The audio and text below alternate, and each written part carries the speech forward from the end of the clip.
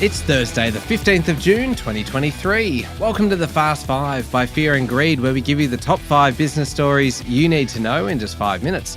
I'm Michael Thompson, and good morning, Sean Aylmer.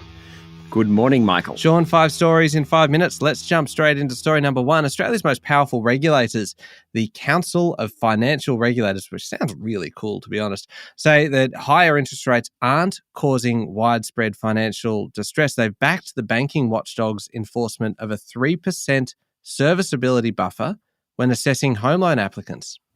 And that's despite borrowers finding it increasingly difficult to refinance their mortgages with different lenders at higher interest rates.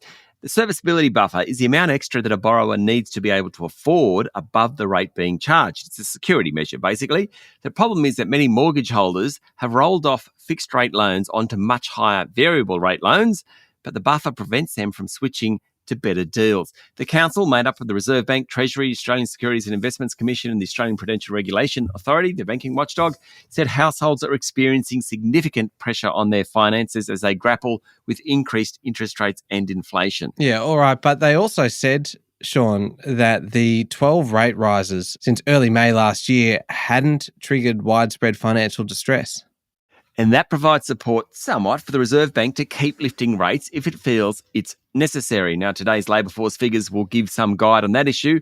The council, which is chaired by Reserve Bank Governor Philip Lowe, found that the cost of living crunch, higher mortgage bills and climbing rents has left some households suffering significant pressures on their finances. But it also said most households are well placed to manage the impact on budgets due to strong labour market conditions and sizable savings buffers. All right, Sean, on to story number 2 now. And federal independent Senator Lydia Thorpe has, in Parliament, accused Victorian Liberal Senator David Van of, quote, harassing and, quote, again, sexually assaulting her. Then, hours later, she withdrew the allegation. The allegation was made by Thorpe soon after question time yesterday as Van made a speech accusing the Labor Party of disgraceful behaviour in its handling of the Brittany Higgins sexual assault allegations.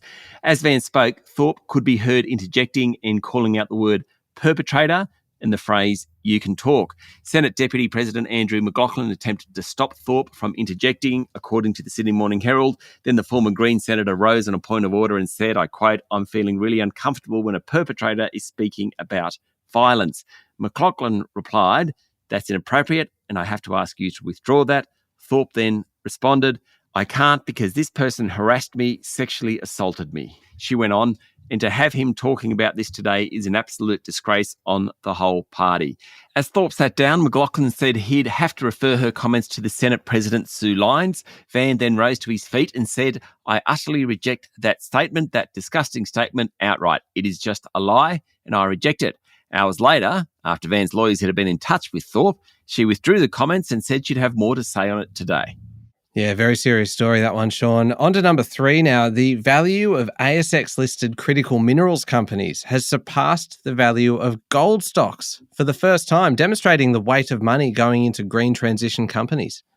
As of Tuesday night's close, the value of major ASX-listed critical minerals companies was $86.2 billion. The basket of the 25 companies that comprise the S&P ASX All Ordinaries Gold Index was $86.1 billion. Companies that mine minerals such as lithium, rare earths, graphite and nickel have gained favour over the last decade, particularly in recent years, as governments declare them critical to decarbonisation efforts and national security. There are now 88 lithium producers or explorers on the ASX, about 4% of the total number of companies on the bourse. Australian miners are the world's biggest producer of raw lithium and one of the biggest producers of rare earths outside China.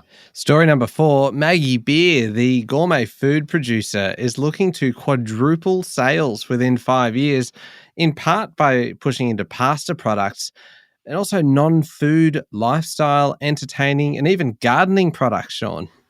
That's right. The company ain't big, but it's often in the news. It's had a very rough 2023 with its share price down more than 30%. It's had supply chain problems, difficulties with its dairy and yogurt business. It also bought a hamper business during COVID that hasn't done so well.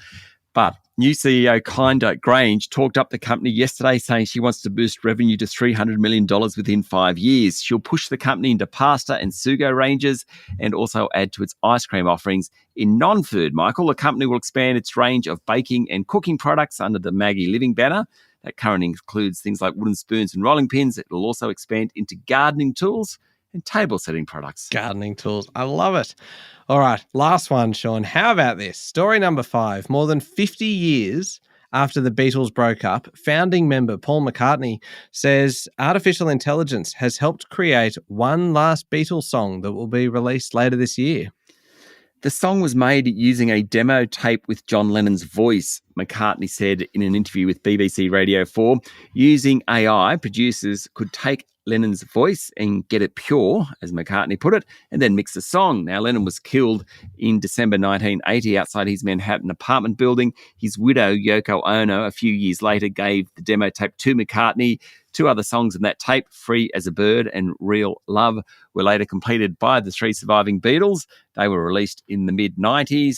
One final song is expected to be released later this year, thanks to AI. This is an extraordinary story. There we go. The top 5 business stories in 5 minutes. Thank you, Sean.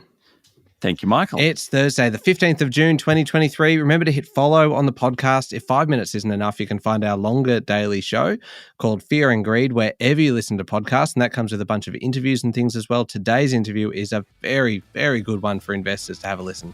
Don't forget the Amazon Echo smart speaker range comes with Alexa built in. Simply say, Alexa, play the Fast 5 by Fear and Greed podcast to catch the latest episode. You can get yours now at amazon.com.au. I'm Michael Thompson, and that was the Fast 5 by Fear and Greed. Have a great day.